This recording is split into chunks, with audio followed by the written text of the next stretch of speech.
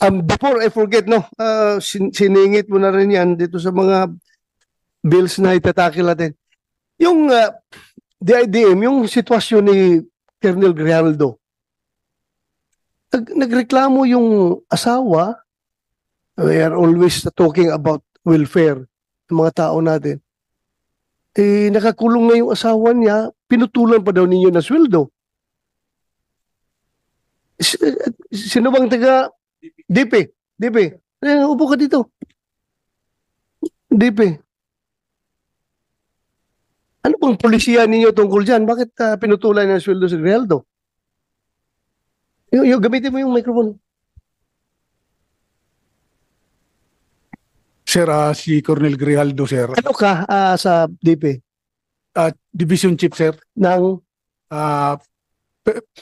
Policies, Plans, and Program Division. So you represent DP and the Chief PNP as far as the Grijaldo case is concerned? Am I right? Sige, sagutin mo lang yung mga tanong ko. Sige, anong sasabi mo?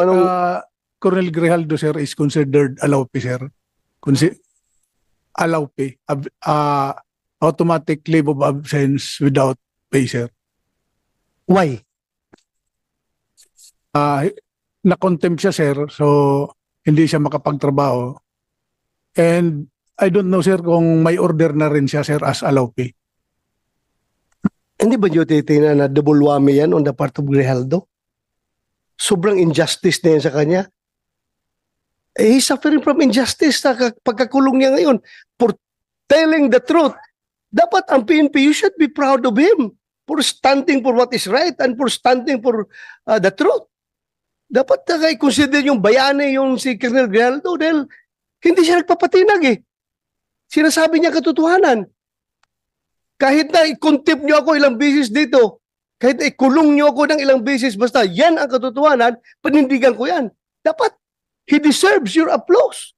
Kayong PNP, tinayo niya yung bandera ng institusyon ng PNP na kami ay ganito. Hindi kami natatakot kahit sino mga congressman kayo dyan na mag-intimidate sa akin. Basta katotohanan lang ako.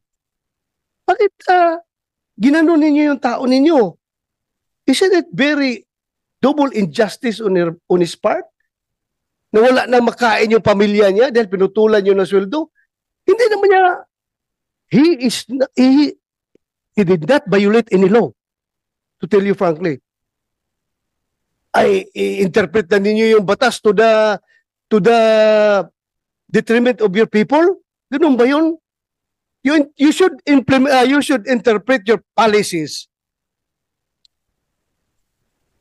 to the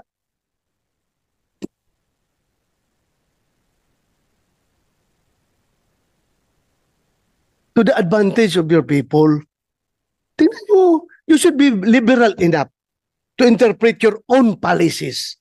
Hindi yung porke nakakulong, i-apply ka agad yung no work, no pay, i-apply ka agad ninyo yung, ano ba yung policy natin dyan pag nakakulong? Sabi nyo, yung naka-incarcerated na tao or kwan is automatic, putol ang kanyang sweldo. Kawawa naman yung tao. Yung ginagawa natin yung policy na yan, ha? The intent of that policy is to make sure na yung mga eskalawag na pulis natin na nakakulong ay hindi na mag-enjoy sa sweldo niya. Is Grijaldo eskalawag. Kahit for purposes of discussion, sabihin nyo, isa, wala kami magawa. Yan ang polisiya natin. No work, no pay.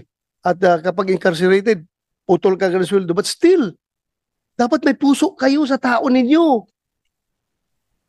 Kung nangyari sa'yo yung ginawa kay Grijaldo, anong sabihin mo? Sige nga, I would like to get your opinion. Sige, you open the mic. Ikaw, nagsasabi ng totoo sa isang congressional hearing. Kinuntim ka, ikinulong ka. Ngayon, nakakulong ka na, pinutulan pa na PNP yung sweldo mo. Wala ka ng pagkain yung pamilya mo dahil wala ka ng sweldo. Yes, sir. Ano masasabi mo? Sir, I think I will have the same sentiments with Colonel Grijaldo. Correct. Yes, sir. particularly that he is my classmate, sir. Oh, so your classmate. Huh?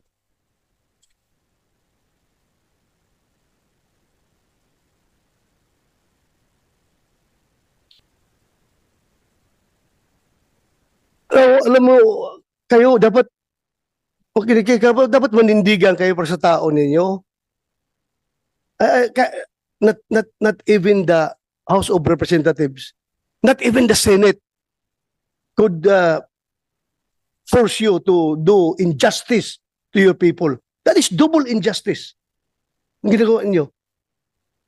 Tumayo kayo. Ano lang sabihin ng mga patrolman ninyo ngayon doon sa baba? Ganito na lang among PNP, walang bayag. Kinakawawa na nga kami. Kinakawawa pa kami ng sariling ahensya namin. Kapaka-heartless naman ninyo kapag ganun. So, classmate mo si Grijaldo. So, ano ngayon? Hindi kayo naawa.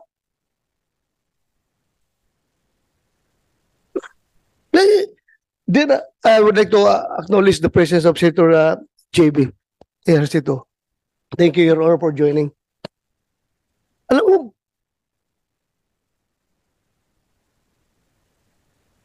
that is why I required the Chief PNP to be here. I would like him to explain his side properly. Dapat. Because as a commander, it's very basic. Dalawa yung ating function as a commander. Number one is the accomplishment of the mission. And number two is the welfare of our men. Dalawa yan. Magkatabi yan. Accomplishment of the mission, welfare of our men. Anong welfare ang ginawa niyo kay Grijaldo? Hindi ba talagang nilaglag ninyo siya? Dahil as I have said, you should be proud of him.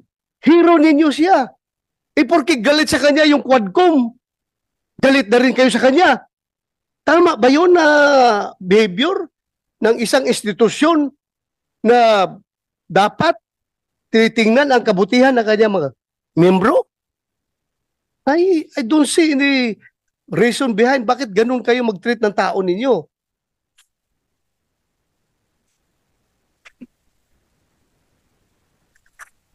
Yes. Can we get your opinion? Your Honor, with respect to the actions of the House of Representatives, unfortunately, that's beyond the jurisdiction, Your Honor, of the Internal Affairs. We don't have an active. That meron kayong control doon sa Quadcom. Wala kayong control, but you have control to your own policies sa pag-apply niyo sa tao niyo, sa polisiyan niyo. Yes, Your Honor. To that end, Your Honor, we have not, so far as Internal Affairs Service is concerned, we have not instituted or recommended as of yet, Your Honor, any disciplinary action on arising from the proceedings in the House of Representatives, Your Honor. Please tingnan ninyo mabuti yan. It's time for you to show to the world that the Philippine National Police is indeed an institution that takes care of its own people. Huwag naman ninyong ganyanin yung tao ninyo. Ikinungulong na nga.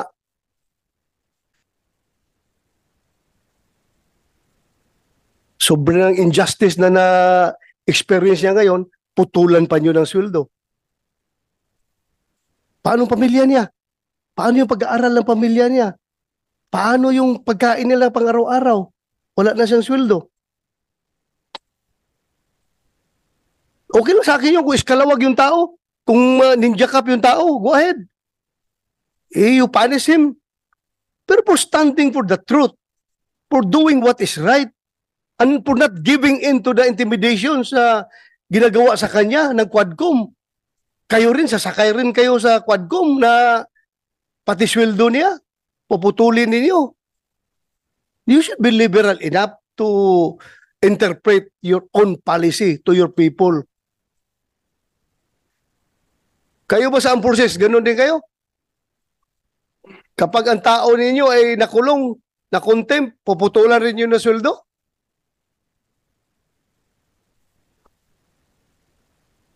Anybody from the armed forces can speak up?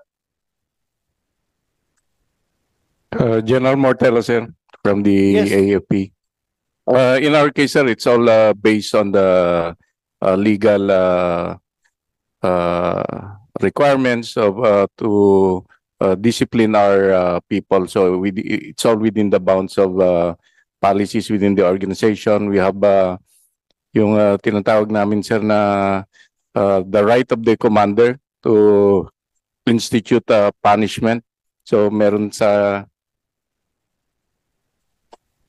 the AW 105, sir.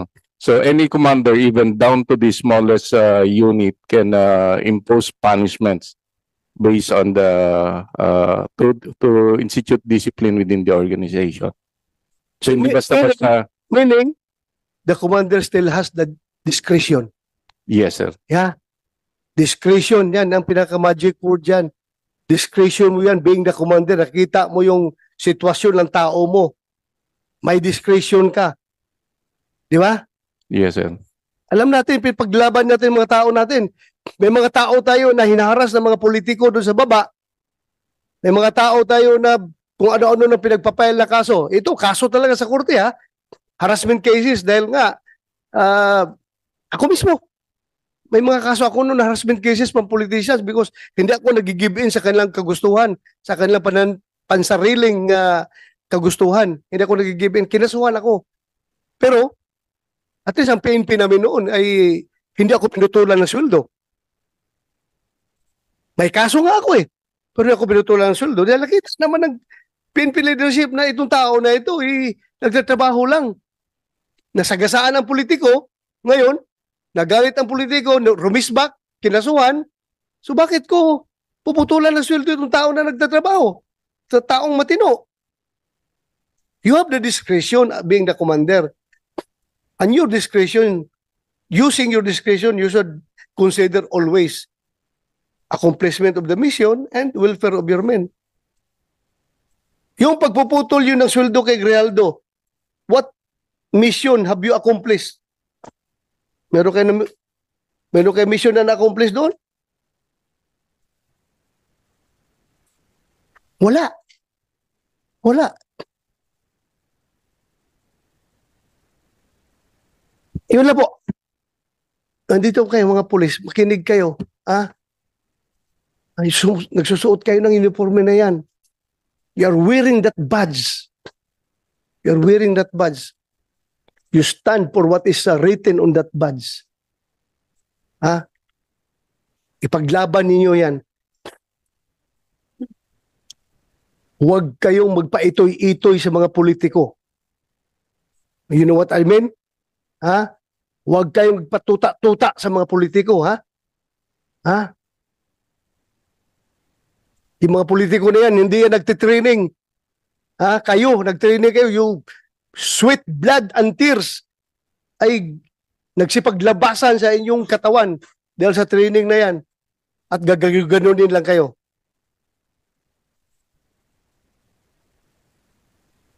Paglaban ninyo, tauhan ninyo. My God, if I were the Chief PNP at this time, I don't know. Pag ginaganon yung tao ko, I can never sleep soundly at night kapag mayroong injustice na ginagawa sa aking tauhan. More so, the injustice is coming from my own institution itself. Sabi ko kasi magpakamatay ako para sa aking tauhan kapag ginaganyan yung tao ko. Lalong-lalo na kapag ang tao ko ay nagsasabi lang ng katotohanan at pinanindigan kung ano ang tama. DP, you relay my messages to your to the DP, and to your Chief PNP. I-relay nyo yung mensahe ko. Sana naman nakikinig kayo. Hindi ko kayo pwedeng diktahan on what to do because that is already overreach on my part. May sarili kayong chain of command. Sundin ninyo.